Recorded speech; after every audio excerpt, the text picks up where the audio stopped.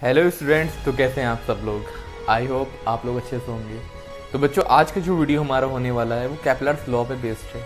अगर आपने ग्रेविटेशन का अभी तक मेरा पहला वीडियो नहीं देखा है तो मैंने उसका लिंक अपने डिस्क्रिप्शन में दे रखा है, तो जाइए आप वहाँ से देख सकते हैं। तो चलिए आज हम बढ़ते हैं अपने लेक्चर की तरफ, जिसका नाम है Kepler's law of planetary motion. बाद में बताऊंगा कि इसको प्लानिटरी मोशन भी क्यों कहा जाता है। तो देखिए, केपलर्स ने अपने फर्स्ट लॉ में क्या कहा था। हमको ये तो पता है कि सारे प्लैनेट जितने भी हैं सन के अराउंड रिवॉल्व करते हैं। अब उनके रिवॉल्व करने का पाथ क्या है।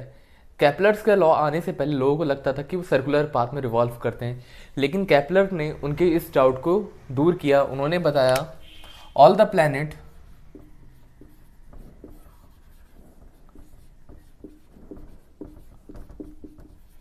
Revolve around the sun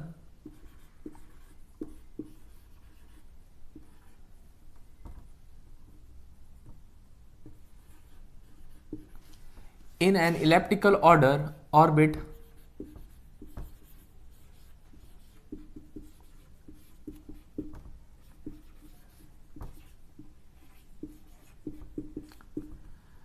and the sun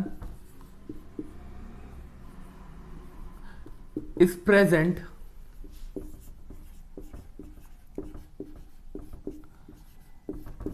at one of the foci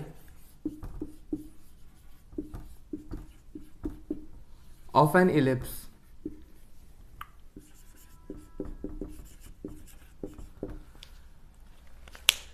लोगों को पहले लगता था जैसे ये हमारा सन है, कोई भी प्लैनेट जो रिवॉल्व कर रहा है सन के अराउंड एक सर्कुलर ऑर्बिट में कर रहा है, लेकिन केपलर्स ने इस बात को जो है दूर किया। उन लोगों का जो लगता था कि सर्कुलर ऑर्बिट में रिवॉल्व कर रहे हैं, तो केपलर्स ने क्या बताया उनको कि कोई भी प्लैनेट है सन के अराउंड इलेप्टिकल ऑर्बिट में क्या करते हैं, रिवॉल्व करते हैं। अब ये जो बहुत से बच्चे हैं यहाँ पे क्लास 9th में, उन्हें इसका मतलब नहीं पता होगा इलिप्स क्या होता है यहाँ पे, या मे बी उनको पता हो, लेकिन जो क्लास 11th के जो बच्चे यहाँ पे आए उनको इलिप्स अच्छे से पता है इलिप्स क्या होता है वहाँ पे। तो जिनको नहीं पता मैं उनके लिए बता ही दे रहा हूँ। देखिए, हमें पता है सर्कल कैसा होता है, एक सर्कुलर, और उसका सेंटर यहाँ पे होता है। इलिप्स जो होता है बच्चों हमारा कुछ इस फॉर्म का होता है, ऐसे अंडे की शेप का, ठीक है। और इलिप्स के दो फोकस होते हैं हमारे, F1 और F2।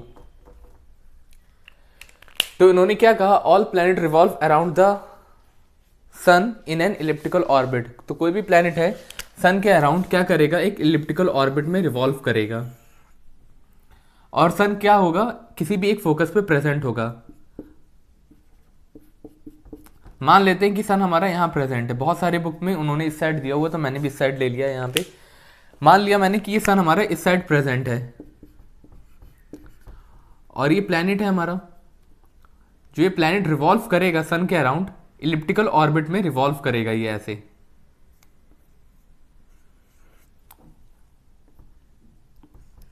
तो इसका आप पाथ देख रहे हैं, एक इलिप्टिकल पाथ बन रहा है यहाँ पे। अगर सर्कुलर पाथ बनता तो ये सन था हमारा और ये प्लैनेट रिवॉल्व करता, ये प्लैनेट होता सर्कुलर पाथ में, जो कि पहले लोगों को लगता था केपलर्स का फर्स्ट लॉ आने से पहले। ये सन और ये प्लैनेट, लेकिन ऐसा तो होता नहीं है। ये कैसे मूव करता है, इलिप्टिकल ऑर्बिट में मूव करेगा। इलिप्टिकल ऑर्बिट कह दीजिए, इलिप्टिकल पाथ कह दीजिए प्लैनेट के रोटेशन का, रिवॉल्व मूव करने का। प्लैनेट जो रिवॉल्व करता है सन के अराउंड इलिप्टिकल ऑर्बिट में रिवॉल्व करता है। तो ये केपलर्स का फर्स्ट लॉ था। चलिए अब हम बढ़ते हैं इसके सेकंड लॉ की तरफ।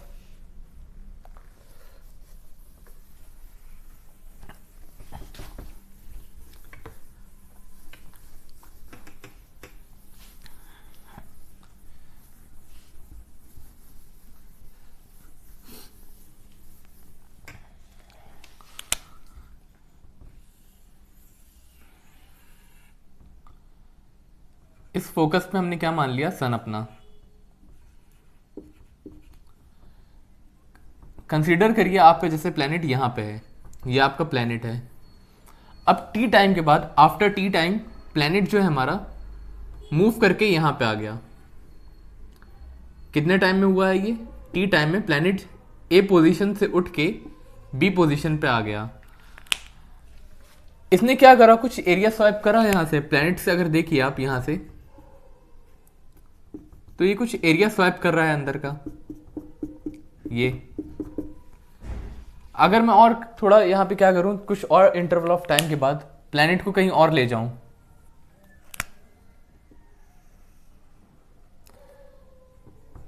प्लैनेट जैसे यहां पे आ गया।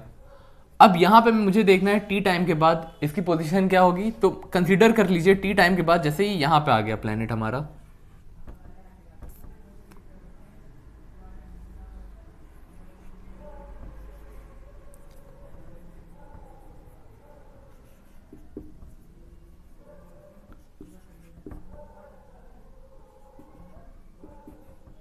और इसने एरिया ये स्वैप करा है यहाँ पे।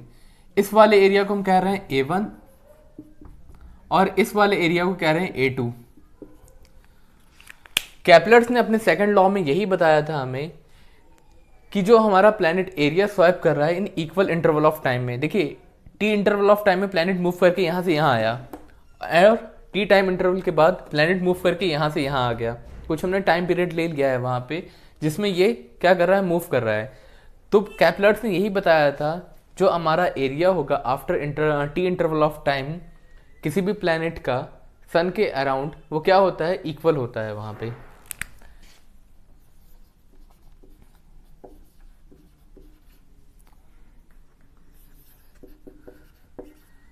line joining by the planet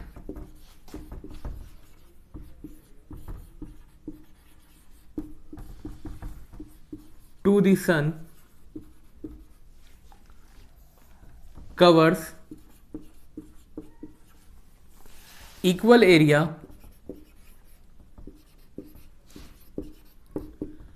in equal interval of time।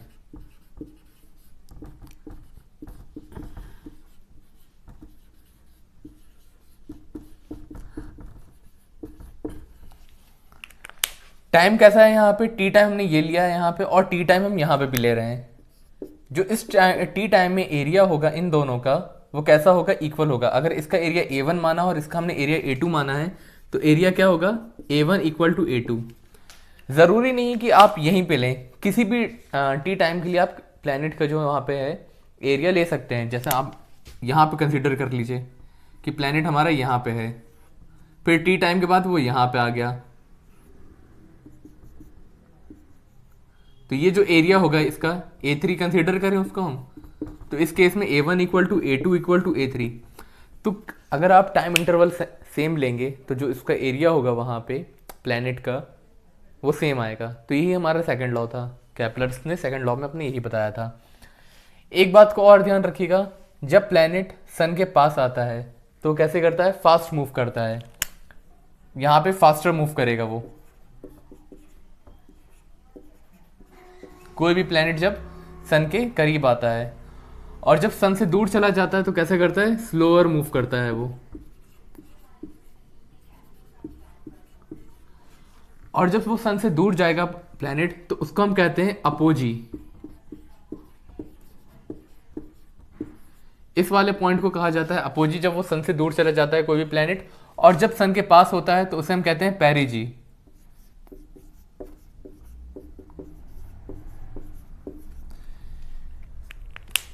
जल्दी से कॉपी पेन निकालिए और लिखिए। ये पेरिजी और अपोजी आपके एंट्रेंस में पूछ सकते हैं कि कौन से पॉइंट को हम अपोजी कहते हैं, कौन से पॉइंट को पेरिजी। देखिए बच्चे, हम लोग बढ़ते हैं केपलर्स के थर्ड लॉ की तरफ। थर्ड लॉ समझने से पहले हम थोड़ा इलिप्स के बारे में समझ लेते हैं। जैसे ये इलिप्स है, इलिप्स के दो फोकस होते हैं, एक ये और ये, F1 और F2। दो फोकस हैं इसलिए हम इसको क्या कहते हैं, फोकाई कहते हैं, प्लूरल फॉर्म। बीच में क्या होता है, इसके सेंटर। एक लाइन को हम ऐसे यहां से ड्रॉ करेंगे, दूसरी लाइन को इसके परपेंडिकुलर। जो ये वाली लाइन होती है बच्चों, इसको हम कहते हैं मेजर एक्सिस, और वर्टिकल लाइन जो होगी हमारी, इसे हम कहेंगे माइनर एक्सिस।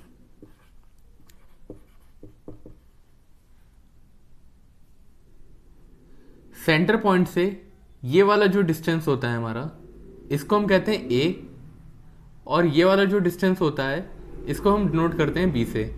तो हमें ये समझ में आया कि जो हमारा मेजर एक्सिस का डिस्टेंस होता है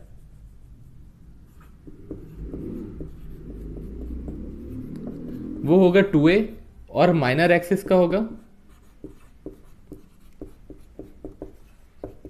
2b। इतना क्लियर है आपको? अब देखिए बच्चों, केपलर्स ने अपने थर्ड लॉ में क्या बताया हमें,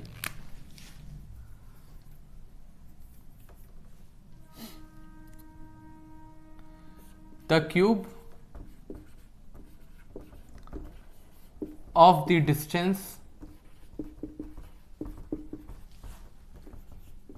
between the sun and the planet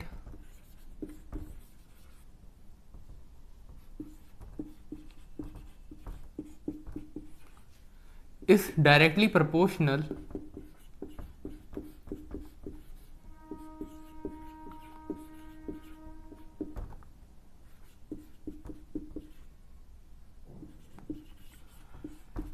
to the square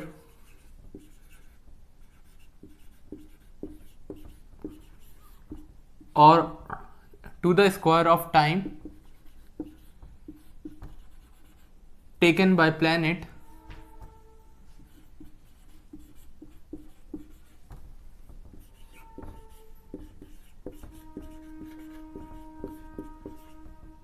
to revolve around the sun।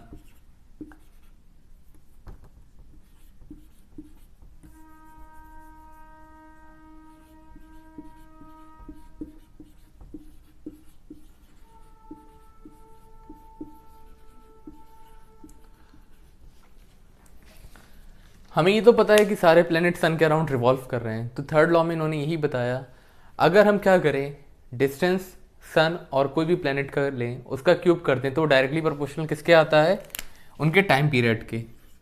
Are cube is directly proportional to T square. ये टी हमें क्या बता रहा है, टी जो है टाइम टेकन बाय प्लैनेट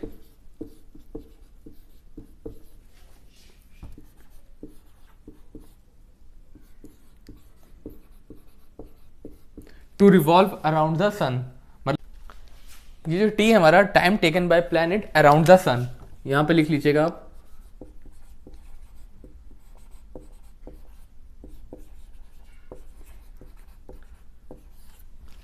अब आपको पता है अर्थ को रिवॉल्व करने में सन के अराउंड कितना टाइम लगता है, 1 साल 365 डेज का। ऐसी कोई भी प्लैनेट है कितने टाइम में क्या कर रहा है, वो सन के अराउंड रिवॉल्व कर रहा है, तो वो हम टाइम ले लेंगे यहाँ पे टी पे। और जो आर होता है ये होता है mean distance between planet and sun, किसी भी प्लैनेट का। जैसे आप मर्क्यूरी ले रहे हैं तो मर्क्यूरी और सन के बीच का डिस्टेंस, अर्थ ले रहे हैं तो अर्थ और सन के बीच का डिस्टेंस क्या करना हमें, इसका क्यूब कर दीजिए और डायरेक्टली प्रोपोर्शनल किसके, उसके टाइम पीरियड के वहां पे। और जो इसका रेशियो होता है हमेशा R cube upon T square, कैसा आएगा, कांस्टेंट आएगा। आपकी एसेंथ की बुक में बता रखा है वहां पे R cube upon T square equal to constant, R cube is directly proportional to T square वहां पे। तो बच्चों आज का हमारा वीडियो यहीं पे एंड होता है। आई होप आप लोगों को पसंद आया हो। कमेंट करके बताइएगा कमेंट सेक्शन में कि आपको वीडियो कैसा लगा, और ज़्यादा से ज़्यादा मेरी इस वीडियो को अपने दोस्तों के साथ शेयर करिएगा।